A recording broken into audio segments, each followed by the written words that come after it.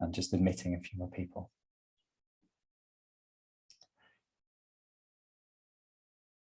Great.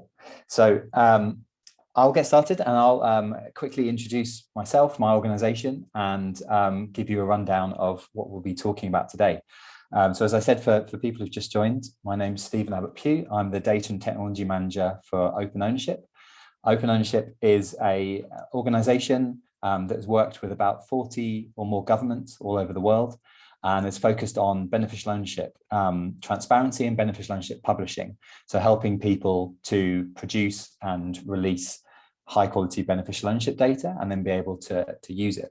And we're very excited to be working on a project in Kenya at the moment that we've been working on since last October, and we'll be carrying on through this year. So the purpose of today is to talk a little bit about some of the work that we are doing, to then hand over to my colleagues from the East African Tax and Governance Network, who are based in Nairobi, and who will be talking us through the legal landscape and some of the changes that have happened in this space over the last few months as we've been working on this area. We're then very pleased to be joined by representatives from GIZ, Transparency International Kenya, and also from Development Gateway in Kenya, who've been working on issues around beneficial ownership and also around open contracting, which relates to public procurement. And they're going to be talking about the work that their organizations have done, and then also sharing some of their plans for the future and some of the opportunities and the challenges that there are around this space in Kenya at the moment. After that panel session, we'll have a question and answer session towards the end. So please, if you have any questions throughout, if you please post them in the chat bar, then I will try to pick them up, or the other speakers will try to pick up on those questions. If you have ones specifically, you can wait hopefully till the Q&A session at the end. So if you keep some of your questions there till the end, I hope all the panelists and everyone will still be around then, and we'll be able to answer some of your questions and then draw to a close. So yeah, thank you again very much for joining us today. So just admitting some more people, to take a step back and to talk about beneficial ownership and public procurement. So for people who aren't aware of some of these terms, beneficial ownership refers to the real people who benefit from owning companies and other entities, and people who exert kind of ownership or control of those. They're not necessarily, they're different from the legal owners of businesses, but it's basically the people who benefit from an organization or a business. So it's the idea that there can be chains of ownership that lead back to a particular person who is then seen as the beneficial owner of a company or of something like a trust or something else like that. And the work that's being done all over the world at the moment, and it's an area that's of increasing interest to lots of people in different areas, is how to connect this data and information about who really owns companies and who benefits from companies with public procurement. So who really owns the companies that are benefiting from public procurement and are winning public tenders. Globally, about 12% of global GDP in 2018 was spent on public procurement, and with lower income countries spent an even higher amount than that in their economies. So there's a huge amount of the economy that is organized and spent through public procurement bodies and tenders. And my organization has carried out some research that I just wanted to share with you and to talk about today. We've produced a paper on beneficial ownership data and procurement, which I'll share in the chat after this. It's one of the things that's attached to the agenda as well. So there's a series of documents and things that might be of interest, and the laws that we'll be talking about today that are all attached to the agenda.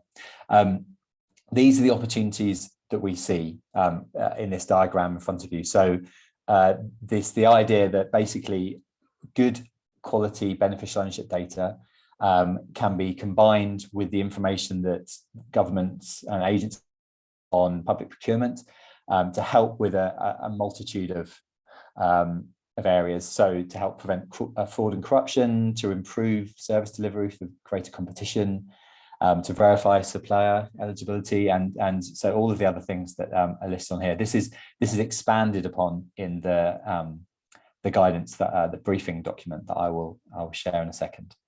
To explain to you what we are doing in Kenya, my team is working in partnership with the East African Tax and Governance Network on 3 things that we'll be doing over the next few months. One of them is producing a technical report looking at how Kenya's beneficial ownership data can be mapped to the beneficial ownership data standard, which my team helps to look after. That is designed to help connect data from any country, from any jurisdiction, so that if you, for example, are in Kenya and there's a business, let's say, registered in Mauritius, if everyone was producing data in line with our standard, it makes it much easier to connect up that data from multiple jurisdictions to follow the threads of where that's going. And I'm also happy to say that our data standard is aligned with the open contracting data standard, which we'll talk about later, which Kenya is already using to release its public procurement data. So we hope there's a great opportunity there to more easily combine those data sets. There's also a prototype that we're working on. We call it Bluetail, and it shows that if you do have this good quality beneficial ownership data and this good quality public procurement data, then there's easy ways that you can set up a system to flag data if there are any issues with it. Perhaps someone is, a business is registered in a particular jurisdiction that you want to flag, or someone is connected to multiple companies that are bidding for the same tender. There are ways to do that using the data. So there's a prototype that we'll be developing. And then we also want to work really closely with agencies and other people in Kenya to understand best how public procurement authorities can use this beneficial ownership data, what use cases there are, and how they really want to kind of make use of that. On that topic, I want to hand over to my colleague Leonard Wanyama, who's from the East African Tax and Governance Network. As I said, they're working with us on this project, and Leonard's going to talk to us about beneficial ownership transparency in general, and looking at that from the Kenyan context. So I'll hand over to Leonard.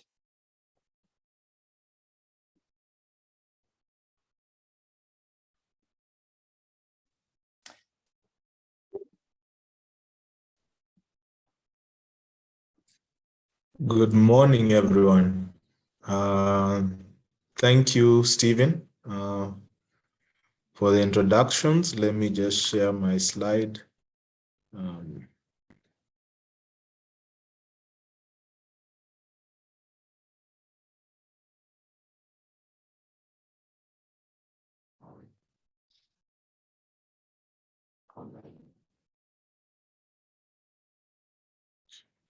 So, as Stephen had mentioned, the East Africa Tax and Governance Network are working with open ownership on this initiative. I'll be doing a general overview because a good number of the people we've invited are civil society, and I'm also happy to see a number of industry practitioners. So my presentation will be kind of a way to build a bridge between these groups and kind of set the pace before Mary makes her presentation. So again, my name is Leonard Wanyama. I'm the regional coordinator of the East African Tax and Governance Network. And just simply to introduce the organization, we are a membership civil society organization that works with the individuals and NGOs who are interested in championing tax justice for sustainable development in East Africa. So our vision is obviously to push for fair, transparent, and accountable tax-driven, citizen-driven tax systems in East Africa. We are therefore obviously working to make and build vibrant tax justice movements across the East African region, and to enable civil society and citizens to participate a lot more in developing these policies and improving practices. Our Our entry point in this conversation is obviously tax inequality, where we see a lot of disparity that's manifested in issues of tax collection, allocation, and expenditure of revenues. And so when we come in and say we have a tax justice agenda, then it means that it is efforts in order to address these manifestations of inequality. And we come on the basis of human rights-based approaches in looking at how do we understand issues related to country or regional financial architectures. In this way, we promote questions of participation in policy and decision-making, accountability of processes and systems, ensuring that there is non-discrimination in the application or implementation of laws, championing empowerment for social mobility, and enhancing legitimacy by insisting on working through the rule of law. And in all this, then, when we think of a mind from Tax Justice Network, who tells us that tax justice dies in secrecy. And so the question of transparency is of vital importance in how we look at questions of beneficial ownership. And that's the means by which we enter into this conversation, and hence the essence of our partnership with the open ownership on this matter. Now, simply, what are we asking? In terms of the global financial architecture and how it is forming around the world, there are two main asks that we have. One is that countries uphold commitments to the Financial Action Task Force, which is global commitments. And as listed there, you can see questions in terms of establishment of financial intelligence units, how to deal with customer due diligence, questions of how do you work around suspicious transaction reports, politically exposed person, asset declarations, defined non-financial businesses and professions. And in this case today, the questions of beneficial ownership standards. This is because, as you know, there is a lot that is happening in terms of the question of illicit financial flows. And these are the issues that have been identified in terms of how we deal with them. Secondly, obviously, is that we implement mainly these questions of beneficial ownership standards, that we ensure that there is transparency, identification, verifiability of this information, and updating the policies in place so that we can be open about what is going on in relevant financial systems across the globe. So essentially, in the case of Kenya, we are also asking for these standards and that these commitments are upheld. And then we have to ask why. Because we feel, and if we go back to the question as I was speaking of in terms of a lack of transparency kills tax justice and its efforts, is that if we don't have the appropriate beneficial ownership information out there, the anonymity enables tax evasion, it enables corruption, money laundering, and the financing of terrorism. But it also allows for tax avoidance. And in this aspect, it's down to our tax justice definition of what is illicit financial flows, because while tax avoidance is a legal practice, we add it to the question of illicit financial flows in terms of its immorality in denying domestic revenue mobilization efforts, the required fair taxes to achieve service delivery goals. And so we think that dealing with the issue of beneficial ownership is therefore closing a loophole in the system to prevent these vices. Now, I won't go into the definition of beneficial owner because Stephen had mentioned that.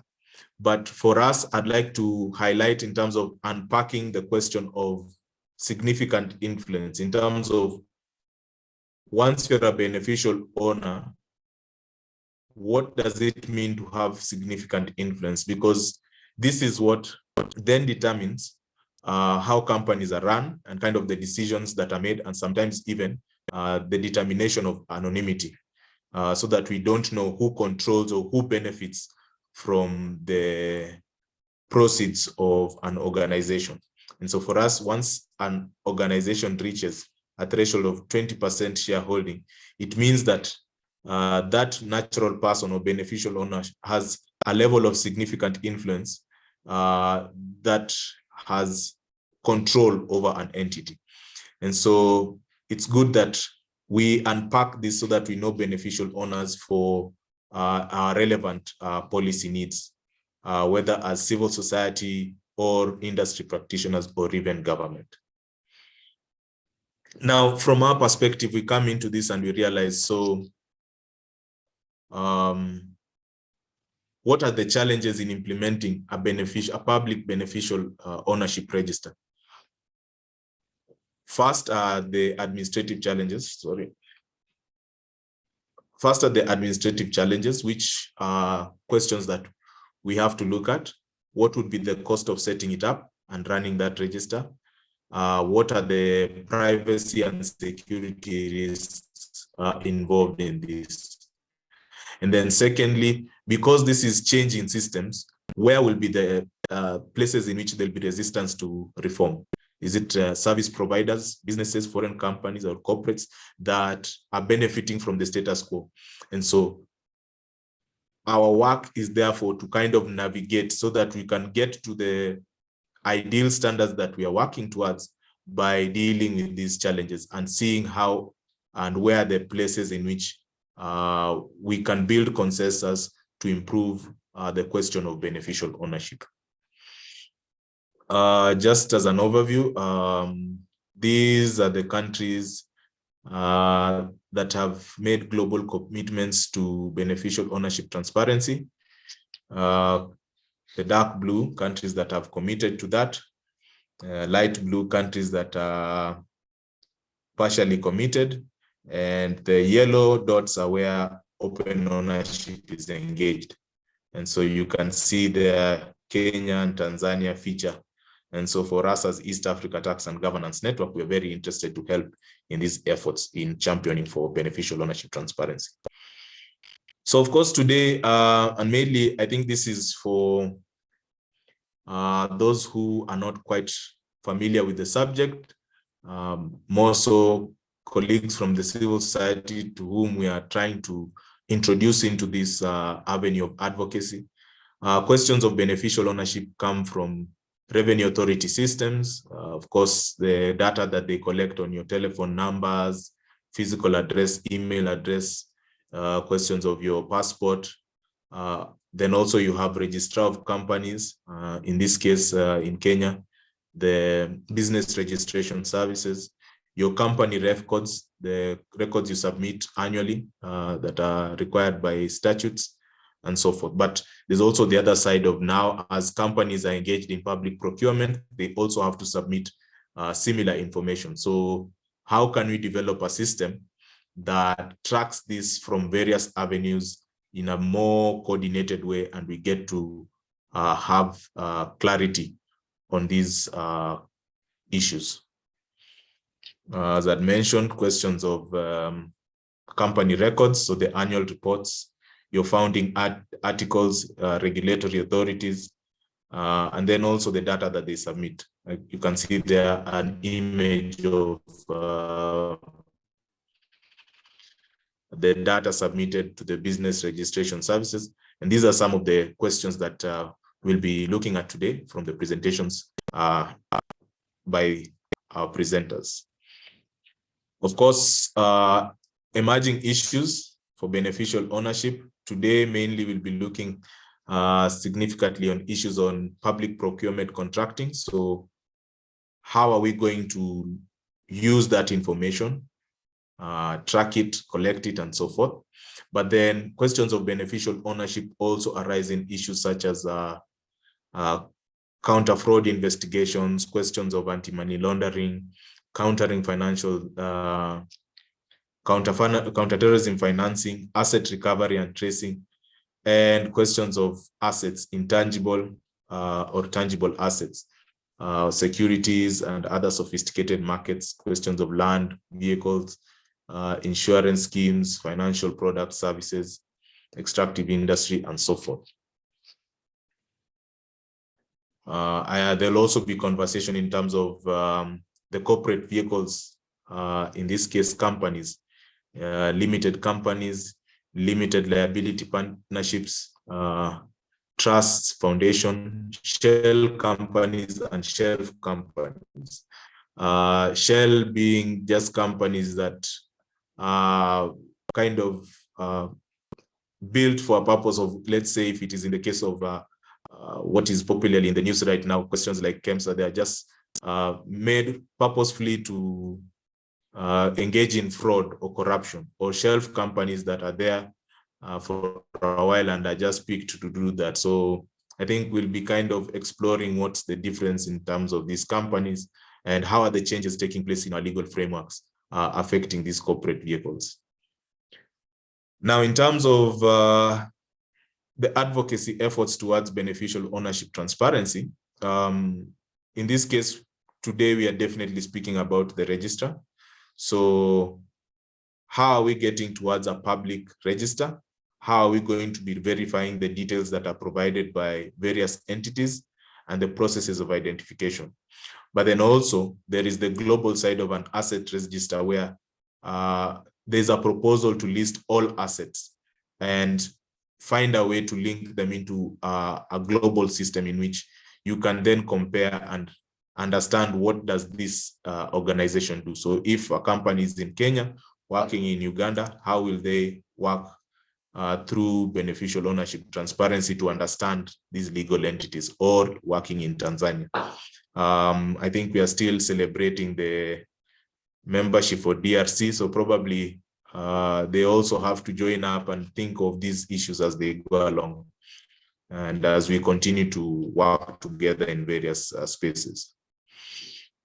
Now, in terms of resources, Stephen had mentioned the open ownership response to, first of all, this is the lower document, the question on the consultation by the business registration services. So you can read that and get to see a number of the legal questions that they've raised, especially down to the technical items that they work on. But also quite recently, Open Ownership and EATGN made comments to the PPRA on the change of format and the template to beneficial ownership form. So you can have a look at that and maybe get to understand a bit more in terms of what are the issues at play. Thank you very much. Stephen, I don't know if I'm still within time or whether I will be taking questions at this time, but kindly guide me appropriately. Thank That you. was great, Leonard. Thank you so much. So I think we're now going to hand over to Leonard's colleague, Mary. So Mary can introduce herself, but has been, oh, let me see, I'll just make Mary the host. Has been conducting a legal review to look at some of the changes that have been happening in Kenya during this project. So since we started last October, there have been changes to the Companies Act, the beneficial ownership amendments, and also there's other kind of changes in the wider international legal landscape. So Mary's going to talk through those to explain some of the changes and what they mean, and some of the areas that maybe still need attention and revising. So Mary, I'll hand over to you. Thank you, Stephen. So just to briefly introduce myself, my name is Mary Ongore. I'm a tutorial fellow at the University of Nairobi. I'm also doing my doctorate at the same University of Nairobi. Incidentally, my subject area touches quite a bit on beneficial ownership, especially looking from the perspective of how that helps to stem illicit financial flows, among other things. So I'm just going to share my presentation. If you could bear with me for a moment.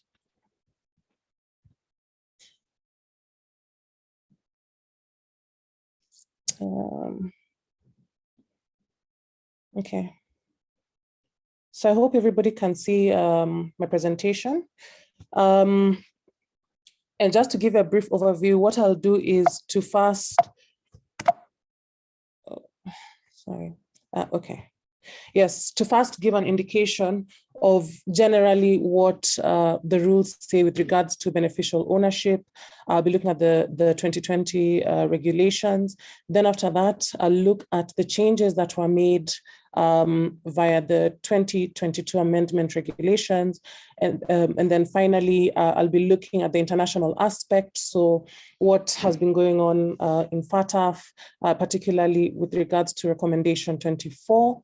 And that will be the sum of my presentation. So to start off with, I'll just give a brief introduction. I am aware that we have people with varying levels of knowledge on beneficial ownership. So I'll try and keep it as simple as possible, just to introduce everybody to the concept. So we have the company's beneficial ownership information regulations 2020, which fleshed out the provisions for the collection of beneficial ownership information pursuant to Section 93A of the Companies Act.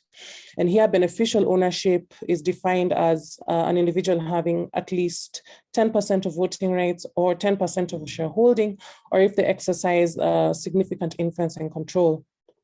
So significant influence and control has been defined as participation in finance and financial policies of a company without having full control over said company. So in a sense, it is a little bit wider, or it tries to cover these indirect ways of influencing a company or controlling a company, even where there is no shareholding. Then, in addition to that, companies are required to collect and identify beneficial ownership information, and this information must be lodged to the registrar. Where there is a change to the beneficial ownership, then these companies are required to update the registrar accordingly. So having set the scene, so I'll just go into looking at the gaps arising from the company's beneficial ownership information amendment regulations. I think those were put out in January 2022.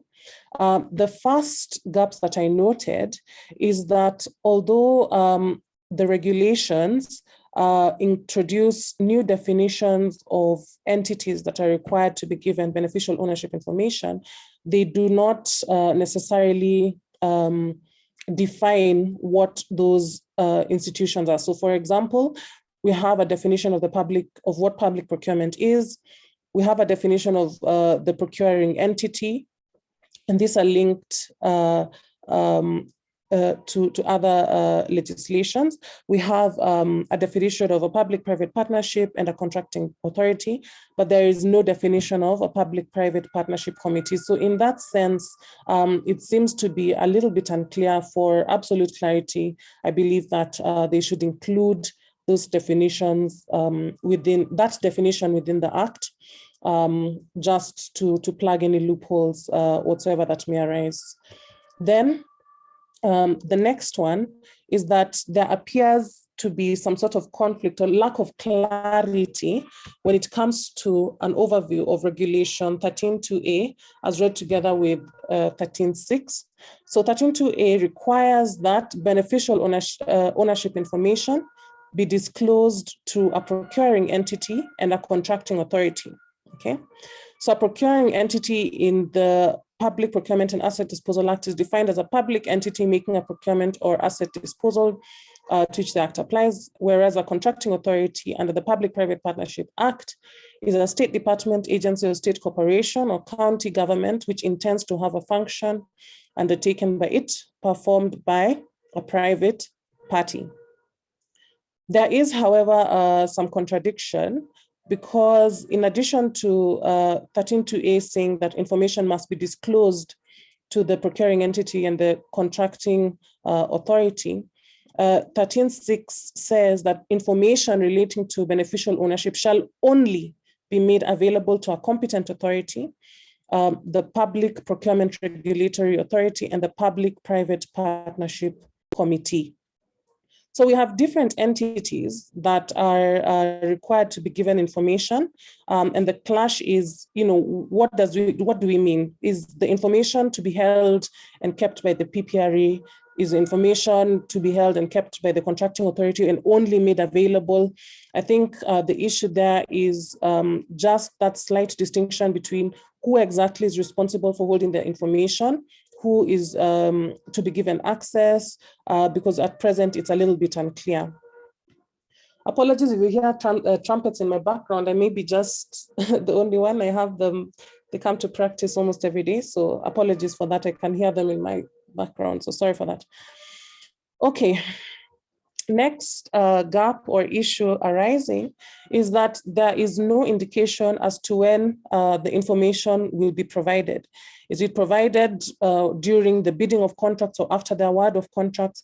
At present, as it reads, it appears that this information should only be awarded upon the award, from how it reads at present. But I think it's absolutely important for that information to be made available prior to the award of a contract, because then we can say, okay, this company, no, we are not going to award a tender to this contract to this company because of who the beneficial owner is, etc.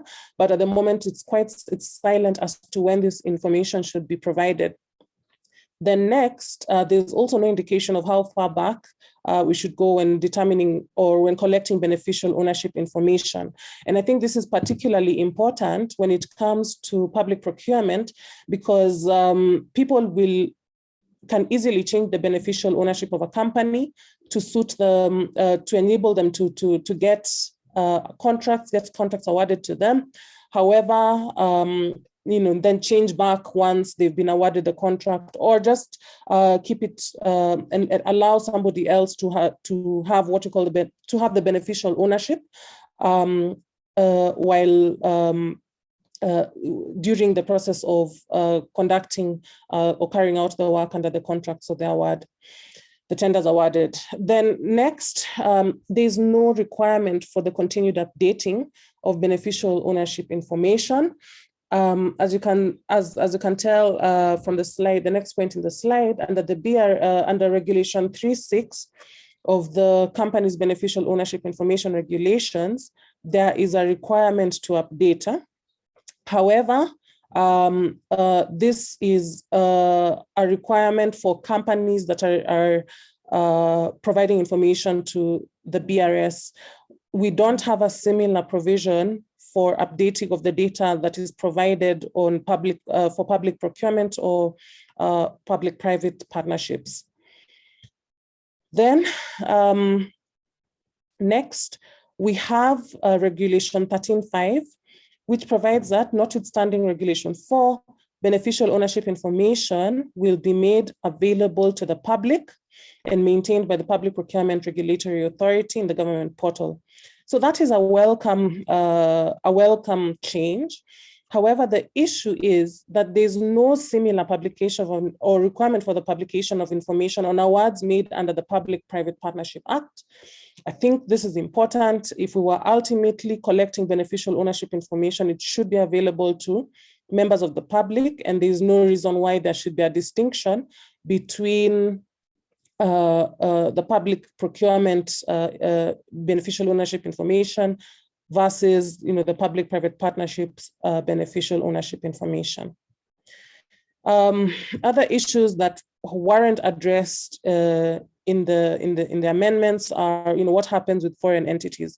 It is understood that for now foreign entities are not are included. So what happens there? There's a bit of a blind spot. We have trusts, information on trusts is not collected.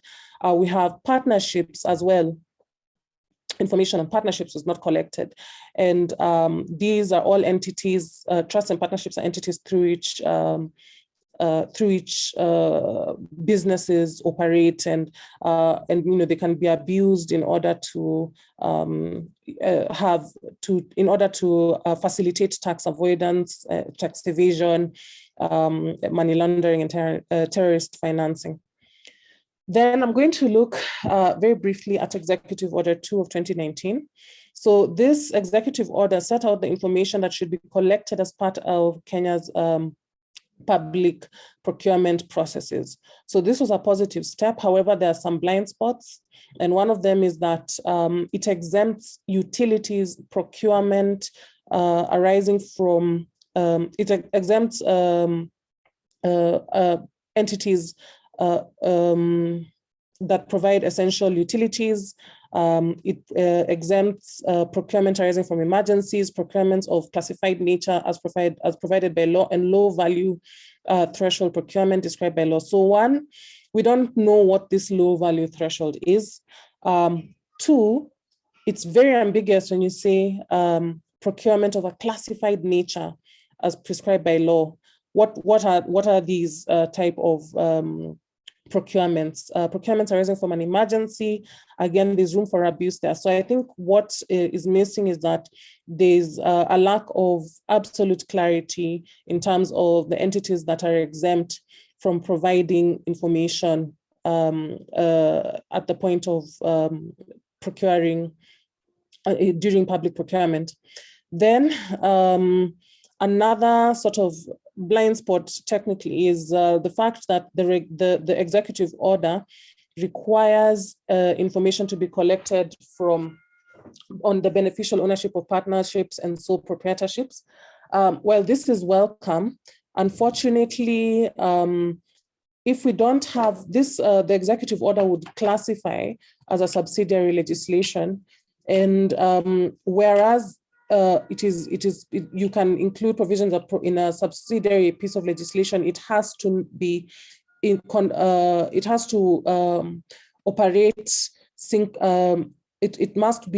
must synchronize with the main act, the primary act itself. Okay, so you cannot introduce a provision in a subsidiary legislation that contradicts a provision in the main or the primary legislation. So that may be a blind spot, and perhaps we will need to include references, an outright reference to the need to collect partnership information and sole proprietorship information. Then we move on to look at FATF'S recommendation 24. So on 4th of March, FATF, which is the Financial Action Task Force, adopted amendments to recommendation 24, as well as its interpretive note. These have already been published. They were adopted and published, and they're available on the internet. So for the next bit of the presentation, I'm just going to go through the main aspects and what the significance is for Kenya. So the first one is that there's a requirement to furnish competent authorities with current information on the beneficial ownership and control of an entity that poses a money laundering and terrorist financing risk, including foreign companies that have sufficient links to the country. So it's supposed to use, the FATF recommendation proposes that you use a risk-based approach in order to find what a sufficient link is, okay? So foreign companies, what is it that links, what links a foreign company to, say, Kenya, for us to say, look, we have sufficient links to this country, and therefore we are going to require beneficial ownership information. There's some examples that have been provided, and this include instances where a company has a permanent establishment, a branch, or an agency in the jurisdiction. There's also significant business activity that is being conducted, or the presence of a significant ongoing business relationship with a financial institution, or a DNFBP, which is a designated non-financial business and professions, right? Or any companies that have relations with financial institutions and DNFBPs that are subject to anti-money laundering and counterterrorism financing regulations. Then there's also entities that have significant real estate and other local investments. They employ staff, they're tax resident. So those are sort of sufficient links that are being given to guide countries when it comes to collecting information on foreign companies, on determining that, there's a sufficient link for us to collect information on foreign companies. It is also recommended that national and supranational measures should be used when conducting a risk assessment of foreign companies. And the measures could include requiring beneficial ownership information on some types of foreign created legal persons to be held.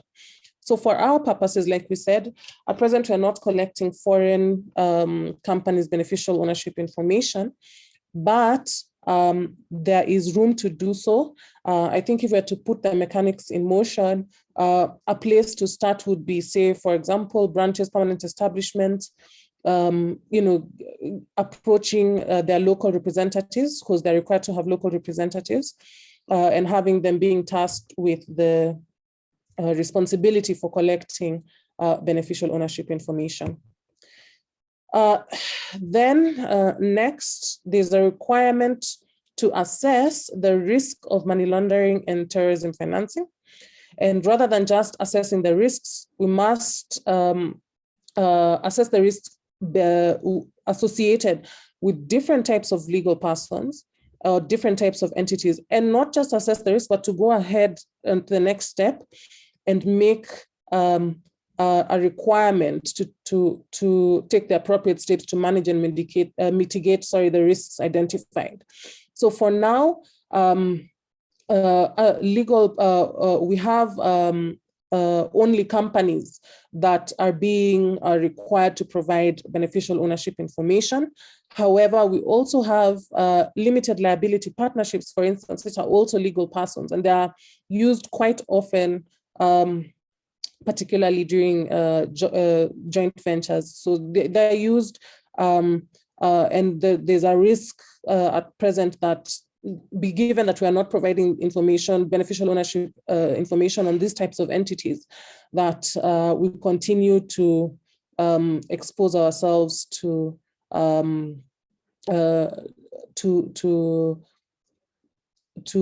loss of revenue through IFFs, illicit financial flows. Okay, next recommendation is that there is a preference for a multi-pronged approach. And that means that companies should obtain and hold adequate and accurate information. But not only that, the information should be held by a public authority or a body functioning as a beneficial ownership registry.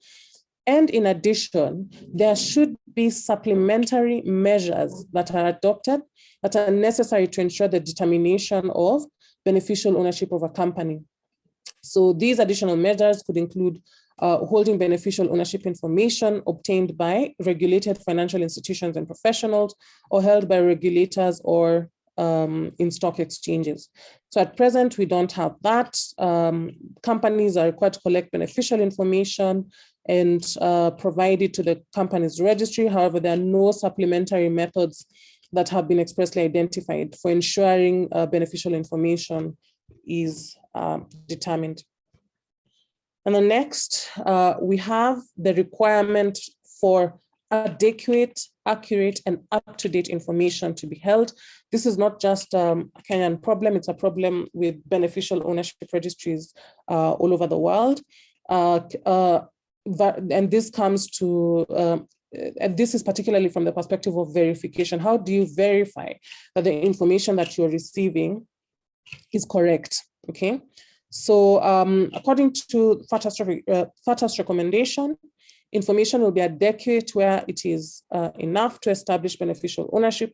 It will be accurate where it has been verified for accuracy, using reliable independent source documents, data, or information, and it will be up to date where it is current. So for now, we struggle. The Act does not provide for verification to ensure the information is up to date.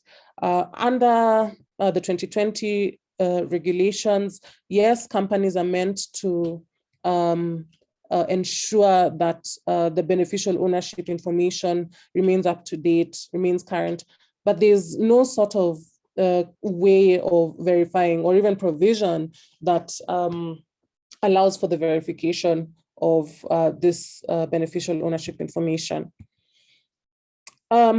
Next, under recommendation 24, competent authorities, and in particular law enforcement, are required to have access to beneficial ownership information, and this must be accessible for entities that engage in public procurement. So for Kenya, we somehow we comply because under Regulation 13.6 of the Beneficial Ownership Information Regulations, competent authorities are allowed to have access to beneficial ownership information, and this includes the Attorney General, any criminal investigation agency, law enforcement agencies, authorities that supervise and monitor the financial sector, including the Financial Reporting Center, as well as the Kenya Revenue Authority. So given that we have these entities being permitted to have beneficial ownership information, then yes, I think we comply with that. And then also the recent change, that allows for the collection of beneficial ownership information for entities that engage in public procurement, I think we comply. Then the next is the requirement for there to be public access to beneficial ownership information. Okay, so they've listed a number of identifiers and bits of information that should be collected. But we have the company name, proof of incorporation, legal forms and status, address of the registered office, among other things. So according to the recommendation, this information must be made publicly available, and this we are not yet doing. So the significance is that, here we have space to improve by making our beneficial ownership registry public.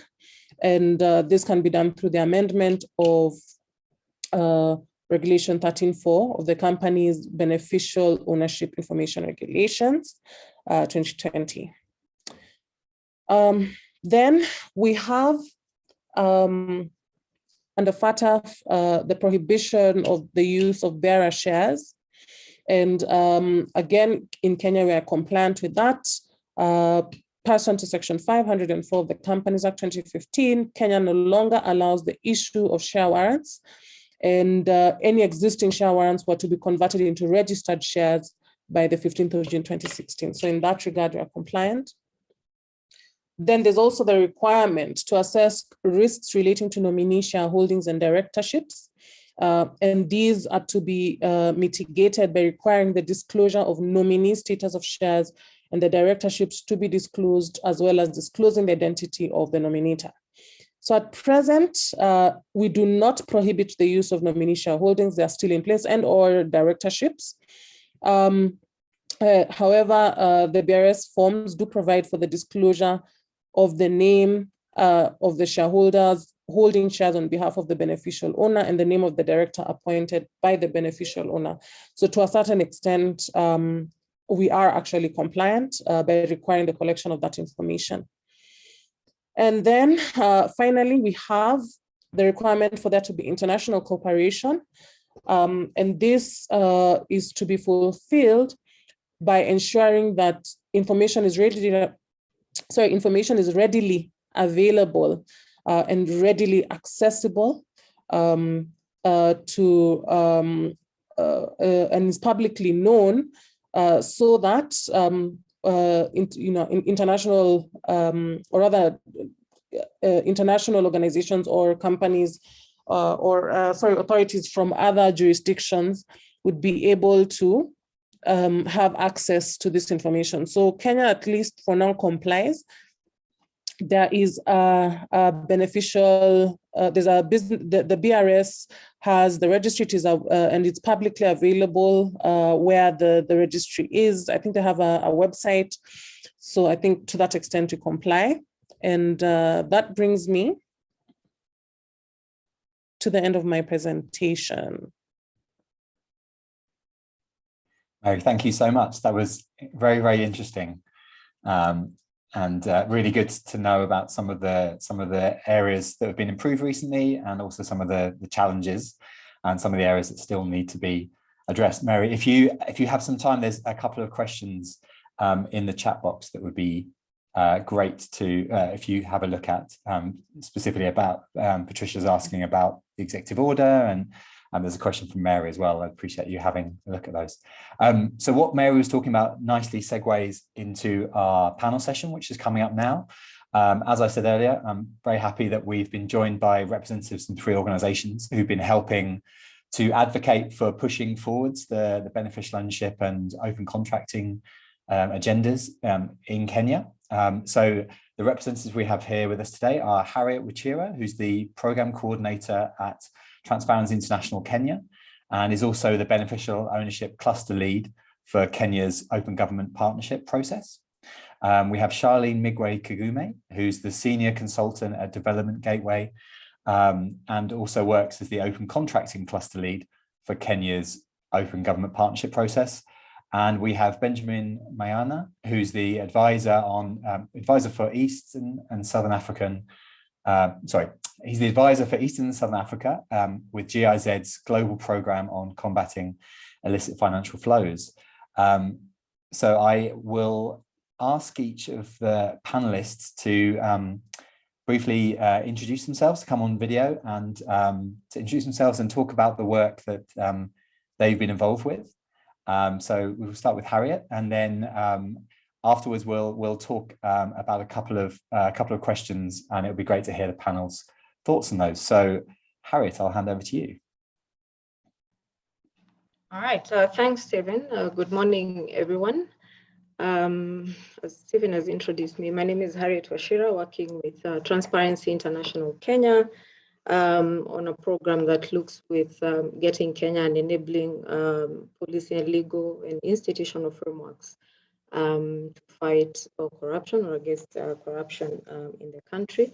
And among some of the things we have done is strengthening or working with government agencies to strengthen a legal framework on beneficial ownership transparency. Stephen, did you leave it with that brief or go into in-depth on what we have done on beneficial ownership? If you want to spend a couple of minutes going into some of the work you've done, that would be really useful. Okay. All right. TI Kenya has worked on beneficial ownership transparency since late 2016, early 2017, obviously after the London Anti-Corruption Summit, where Kenya made a very strong commitment on some of the things it would do to strengthen the fight against corruption, and among that was committing to having a legal framework on beneficial ownership transparency in Kenya. So what TI Kenya did was then commission a study that looked at what the legal framework at the time and to what extent it enabled or hindered beneficial ownership transparency. And then even before the study was released, we took advantage of an ongoing conversation together, working very closely with the Business Registration Service, then proposed amendments to the Companies Act, which went through in August of 2017. And then, of course, after that, we started working on the regulations. And during this process, we discovered that the amendments that had been done to the Companies Act in 2017 needed further amendments, which is what led to the amendments in 2019 that then rolled out the legislation that we have now on beneficial ownership transparency. And of course, during that time, some of the things we did was propose the initial definition of a beneficial owner, borrowing heavily from the Financial Action Task Force. And of course, we were part of the team that developed or drafted and reviewed the regulations. And I'm glad to see Malaka is here. Article 19, Kenya Revenue Authority, Financial Reporting Center. So we're part of a team that drafted and reviewed the regulations, which then took a few more years before we could see them being gazetted, and they were finally gazetted in 2020. And of course, at that time, by the time the regulations were gazetted, there was an executive order which Mary has spoken to. And as she was presenting, I could then, understand why there's a disconnect, because all these laws were happening piecemeal and responding to a certain need, all being traced back to the London Anti-Corruption Summit in 2016. And of course, then as this was happening, we thought one of the ways to anchor this collaboration, or to ensure that the conversation on beneficial ownership transparency does not fall off, was to get the commitments that Kenya made in the Anti-Corruption Summit on beneficial ownership transparency, to put them in the Open Government Partnership. And we did that for the third National Action Plan, which then there was a commitment and a framework or a work plan through which, the steps we're going to take to ensure there was an enabling framework. That was the third National Action Plan from 2018 to 2020, which then, as we did a new work plan from 2020 to 2022, we then still maintained commitments on beneficial ownership transparency, and that's how TI Kenya is, the cluster lead for that. So in essence, what the Open Government Partnership does is provide a platform for engagements between private sector, civil society, and government on, how to collaborate and ensure that government meets the commitments or the ambitions, or one, making government more open, and two, ensuring that the laws or the ambition for creating enabling laws are then met.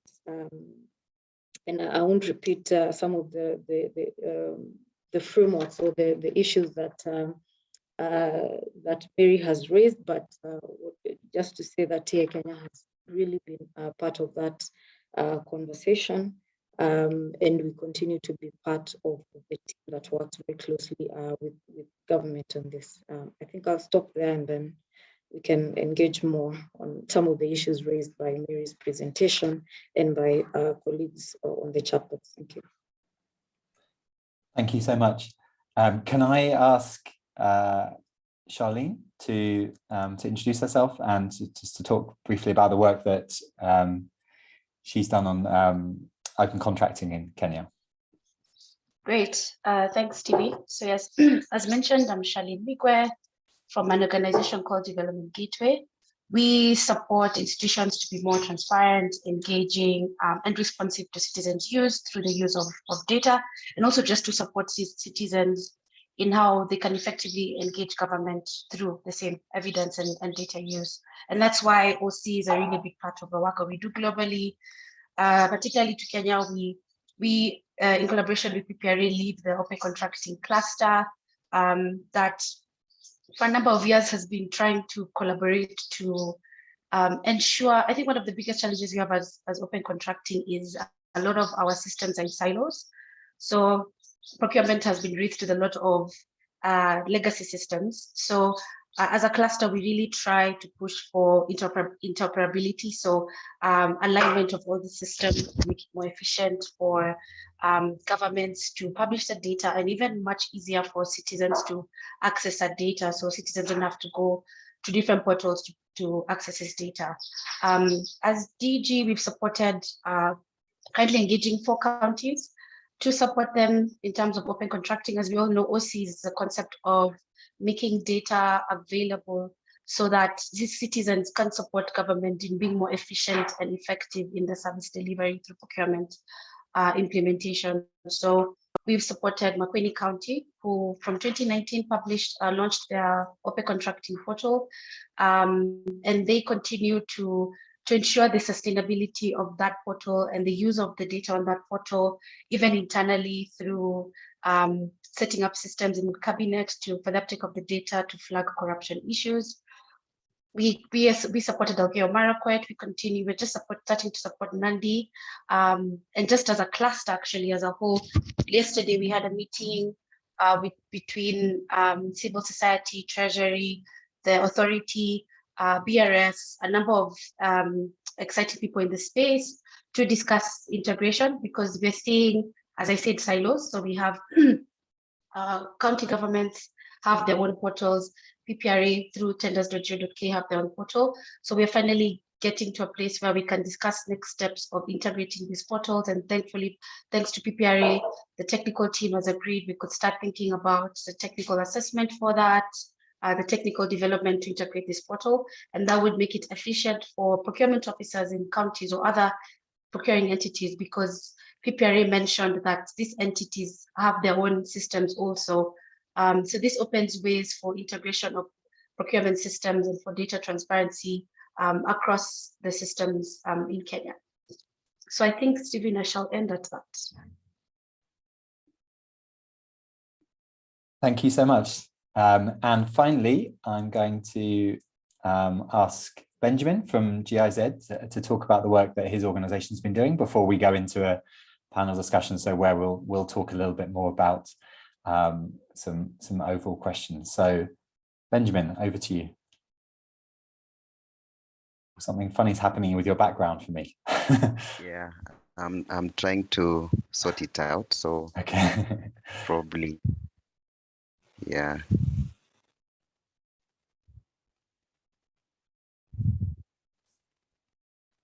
I can hear you, but I can just see a big boardroom. Yeah, I'm just want to remove. There you go. Yeah. Yes. Over to you. Yeah, I think it has a way of picking by itself. Okay. Yeah, my name is Benjamin Maina, working as an advisor with GIZ, Global Program on Combating Illicit Financial Flows. And BO is one of the areas that we've been supporting as a program, not only in Kenya, but also in the Northern Republic of Macedonia. We have supported in setting up of the register. And as Harriet has spoken, and probably what Mary has shared in terms of progress made, in terms of legislation, the gaps, and the other areas that have been shared, I would like to indicate probably the areas of support that we've given as GIZ. And for us, we started the support in 2018. And this was the discussion around setting up or having the regulations operationalized. And I'm happy that also Maleka is here, who was part of the team that were actually supporting in this process jointly with Harriet and other members, and that is very appreciated. So GIZ supported this process, and we are happy that we now have the regulations in place. And apart from that, we also supported the setting up of the register. That is the e-register that now collects the information on beneficial ownership. And just to indicate that these two processes of regulations and the setting up of the register were happening parallel to each other. And we are happy that this process also managed to go through. Of course, in these two scenarios, we needed public consultation and also having sensitization around the areas of BO. And GIZ also supported those public caucuses to just get feedback and also just have a feel on what BO is all about in the country. We've gone further to support the development of a simplified guide on beneficial ownership. The guide is not yet out, but we're hoping to see it soon, whereby it will give basic information on BO, probably how to access the system, and a simplified guide. Moving forward, we're looking into probably harmonization of the laws. Mary has alluded to a number of areas that needs to be addressed, and that is also something that the BRS is working on to see that this also is in tandem with other provisions and also the FATF'S standards. And one of those is probably just to revise the Company Act generally to fully provide for BO guidelines, and also probably the limited liability partnerships and the other legislation that have a niche on BEO. So that is the work that we're looking into, probably engaging before end of June. And then this will also culminate into probably update of the system to also incorporate these changes as a whole. So it is actually a continuous process and is also a learning experience. Probably after setting up one or two, you realize that there is need to change one or two elements. So that is what we are working on as the GIZ on the global program on combating illicit financial flows. But of course, in all this, we'll still be calling upon the like-minded partners like Open Ownership, of course, Transparency International, and private practitioners like Malachi to continue supporting this process so that jointly we can have something that is tangible and speaks to what the standards actually provide for as a robust and a workable BO register in Kenya. So, Steve, thank you.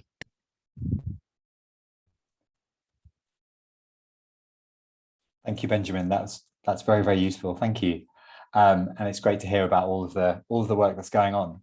I guess if you all want to come back on video quickly, I have a question.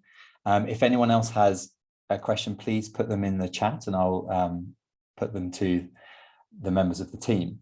So we've discussed some of the areas that might need addressing in Kenya, and we've discussed how quickly some of these changes have come in.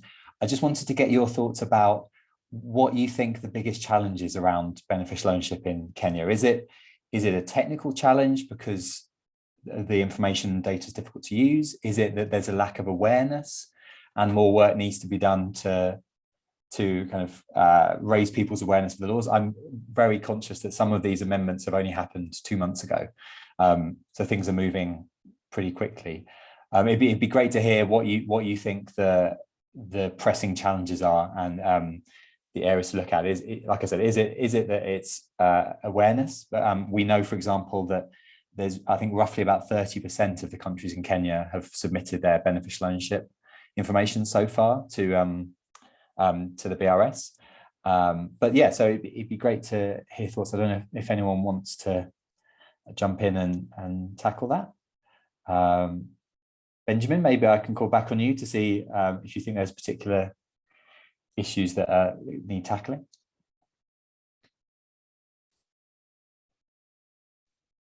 Yeah, it is actually easy to point on the issues of awareness.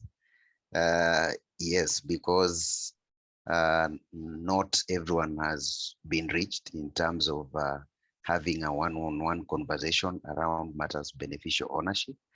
But for the companies, I guess this information is also out there, but we also need to do more around probably sharing this information. And that's why we are looking into having condensed information in documents like the guide that can be disseminated to a wider view or members.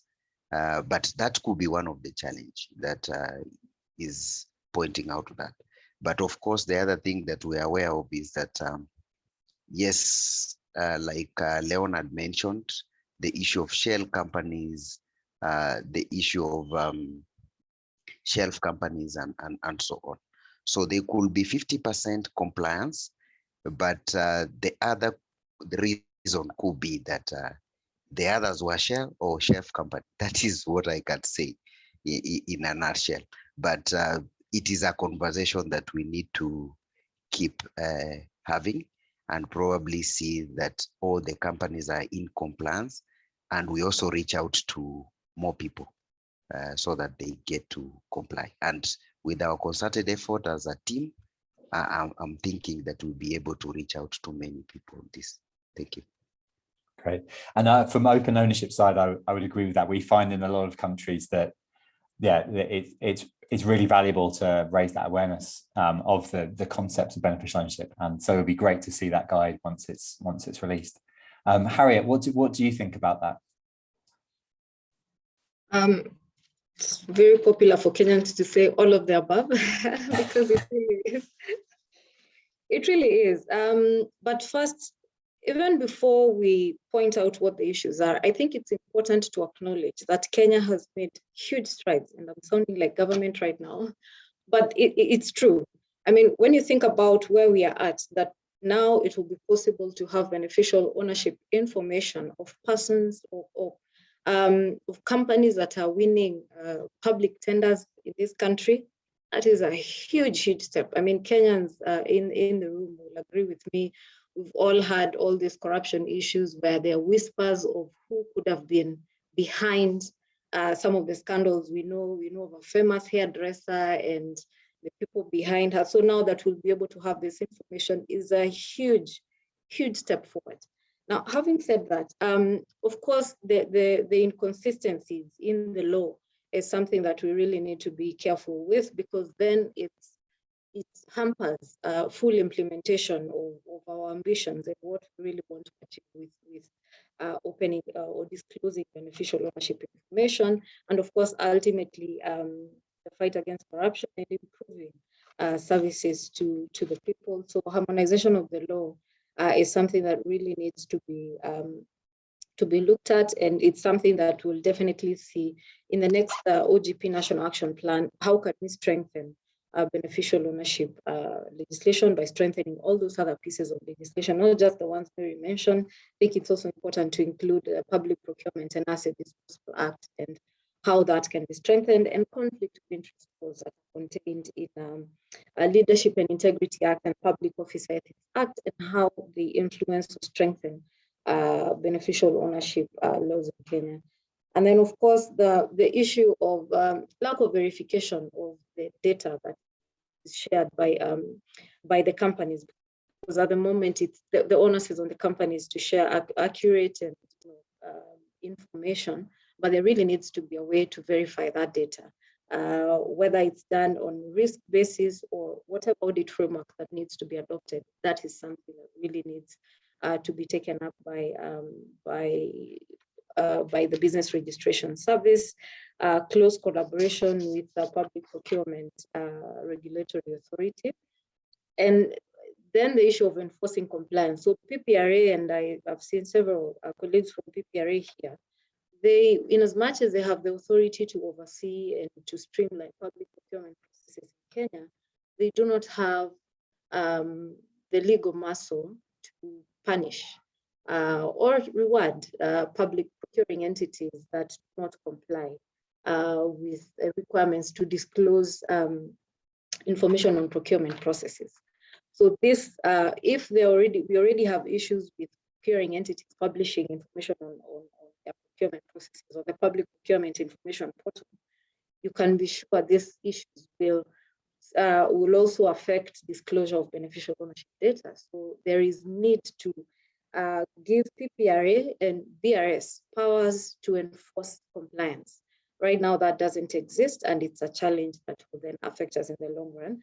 And finally, on awareness creation, so that civil society organizations, citizens, and the media are able to utilize the disclosed data for, to analyze trends, understand who is getting all these public tenders, what they do, because more often than not, we end up with public services that are subpar or paid an arm and a leg for. And now with all these issues of public debt, we are actually spending a lot of money procuring items that, one, are not necessary or are subpar, or we are paying way through the nose for. And it's important that we then utilize this data that is currently being disclosed to paint a picture of actually who is ultimately.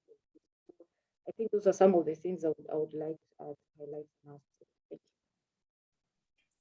Thank you. Yes, and as you say, and as Mary said as well, verification is a challenging issue for many countries because, like has been mentioned here, the information comes from so many different sources, and there's so many different ways you can check personal details, company details, that it has to be something that we look at. as open ownership, we've produced a briefing on it, but we're going to be doing a lot more work because we know this is a really key area for people to work on. And also, just building on what Harriet just said, one of my colleagues is currently working on a sanctions and enforcement briefing. So that will be pulling together advice from international examples on how different countries have introduced different sanctions and enforcement regimes relating to beneficial ownership. Some of those are time limited to make sure that all companies have to re-register or have to register their beneficial ownership, and others relate to a kind of ongoing sanctions regime. So we'll be publishing those soon. Charlene, I just wanted to bring you in here as well. You mentioned the challenge of silos and around open contracting. Obviously, the topic we're talking about today talks about connecting even more silos. So we're taking data that might be held in another agency and connecting it with the open contracting process. Do you think this will help to kind of raise people's awareness of the need to make those systems connect better? Yeah, I think it's been a challenge for many years. I think when we started our OC journey with some of the counties, the biggest gap has always been beneficial ownership for two reasons. One, when we collected use cases, the biggest challenge, and we all know, is corruption. But we are seeing corruption through internal collusion. So you're having some government officials involved in some of these companies, now bringing these companies to win bids. And two was value for money, which I found very informative, because one of the counties, we saw that because part of the procurement law says that lowest bidder has a higher chance of winning, in terms of cost, lower cost bidder. You're seeing some bidders consistently bidding for the same projects, winning a number of projects, and then they don't have the capacity to do these projects, and then go ahead and do really bad work. So are we actually getting the value for money based on some of the procurement issues we have with the laws that we have right now? And for them to identify who these beneficial owners are in these companies, to flag some of the challenges that they're having. So I think back to the silos issues and the integration, where one, access to this data through the already existing channels. So you're seeing, since counties already have their own analytics, you're seeing counties already have their own corruption risk dashboards where they're flagging key issues of corruption. That includes the one that I just mentioned, the same companies always bidding, but taking it further into who are these actual owners of these companies within these different companies, to see if there's a trend within particular beneficial owners. And in that way, taking a step further to also strengthen the subnationals or even other procuring entities to use this data, because at the end of the day, okay, if this data is available, what does it really mean? Are there the structures in place for entities to be able to hold these owners, these BOs accountable? What are the steps that they're taking, or is it institutionalized in the current cabinet readings, etc., to make sure that the uptake of the data? So to answer your question, yes, the beneficial ownership has been a key ask across the entities we've been engaging, and integrating it to the already existing portals they have, which already open source, would be a really great next step. Thank you so much. Just really quickly, if anyone, any of the other participants have any questions they want to put to the panel or any of our presenters today, please post them in the chat and I will ask them. I'll keep an eye out to see if any questions get posted there. I'll ask one more. Just oh, sorry, Leonard, do you have any questions from your side that you'd like to post to people?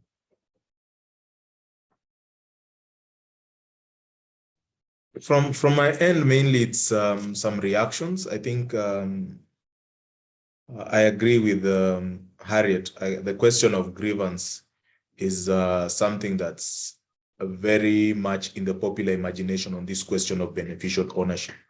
And speaking to a broader audience than the experts or the technical people on this subject, of course, it's a question of local problems that are having some form of global manifestation.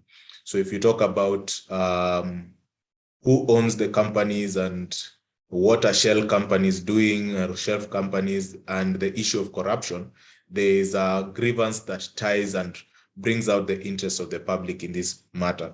So that is generally the more popular route, for instance, for civil society when they are looking at these interests or these issues about beneficial ownership. And it has spanned a whole aspect of popular news items. So way back from a show that used to tell us who owns Kenya and kind of demystifies the ownership of companies, to coverage by organization by like Africa Uncensored on Stella's Web and how shell companies are formed, to other aspects of just looking at the train or the chain of how money is moved around. But then obviously, as this is taking place, there is the question of professionalizing a sector and harmonization of law so that you can implement these global commitments, and then also addressing these challenges that are in place. So there is that kind of dynamic, and it's good now that we can at least not only just stick to the legal questions, but also kind of in terms of informing the broader public, enabling them to see the importance of why beneficial ownership is something we should pay attention to. Thanks. Thank you. Then we just had a question from Lola, who works for SIPE Africa. So asking the panel and everyone if any organizations have done work around gathering feedback from companies, so the private sector in Kenya, to understand why compliance levels are low, why there are gaps in compliance capacity, and the perception of the burden of regulations. Benjamin, I think your organization has done some work with the private sector. Is that correct? And I think for that, now that we have a practitioner here, he can support in answering. We have Mr. Malakai. So Malakai, please. Yeah, because he is one of those using the system. He supports practitioners in registering. So probably he's better placed. Malakai. Let me just allow Malakai to... Malakai, sorry, I just made it so that you can respond. Thank you, Benjamin, for calling me out on this. My name is Malakai. I'm a practitioner. I work with corporate governance consulting, providing company secretarial services and corporate governance services to our clients. I have been involved with the business registration service, and as Harriet earlier mentioned, with TI and Benjamin's team in the discussion on regulatory reforms and the actual implementation of the BRS system to address issues on disclosure of beneficial owners. Now, we've had a lot of teething issues since we started. And one of the key challenges is that the company's registry has records dating from 1903. They have had almost 4 different systems that do not talk to each other. They've had manual systems, physical files. They've had systems that capture different information for registration of companies in different formats. So the challenge from 2017 to date has been the harmonizing of those records to have one database with all companies' data. And they're doing this through a process called link business or business verification process. This process started in 2017. And the uptake has been slow because of the status of the much older files that some of the information held by the registry for one reason or another could not be traced. There were a number of conflicts between the records held by the registrar and the records being fronted by companies as their up-to-date information. So I think from where I stand, the main challenge has been the harmonizing of the records, the older records, to bring those companies onto the new BRS platform. Now, coupled with that, BRS started developing a new platform sometime in 2017 and trying to onboard the older information onto that new platform. Now, the new platform has not been fully configured to capture all the aspects of changes that can happen within the life of a company. So, for example, it does capture, you can onboard shareholders and directors directly to the platform, but where, for example, you are doing now changes in share capital, you are doing share buybacks, you are doing restructuring of the share capital, then they still, those are not in the existing platform. So that also affects how disclosure and notification is being done. But there is good news, because currently, as we are discussing this, the business registration service has developed a new verification process that when companies put in their information for verification, it is now mandatory to also provide beneficial ownership information. And if that information is not provided, then the verification process is considered incomplete, and the companies can only proceed with using the system and obtaining official search results from the register of companies once this information has been onboarded. The developer has also been engaged with effect from December last year to finish the system implementation to onboard processes that were now being done outside of the system to be done on the actual platform. So we do expect that by the end of this year, the BRS will have a very robust system that will be able to capture all beneficial ownership information in one platform. And then we can talk about how to access that information, how to share it with other authorized persons, competent authorities, to ensure that this information is available for the purposes for which it was being collected. I've said many words. I don't know whether in those many thank you words so much. there is a response. Malachi, thank you so much. That's very, very useful information about all the work that's going on the systems. I'm afraid we've run out of time. Thank you so much for everyone for joining us today. Thank you to all the presenters and the participants that are here. Just really quickly to let you know that we, Open Ownership and EATGN, will be organising an in-person workshop in June in Nairobi at the end of this project to talk more about the work and to talk more about any developments that happen in the coming months. So I hope we'll be able to invite everyone here to keep talking about these discussions and sharing resources that will help with all of the issues we're talking about here. So thank you so much for joining us. Hope everyone has a good day, and yes, thank you so much. Okay. Yeah, thank you. Yeah, Thank you, Stephen. Take care.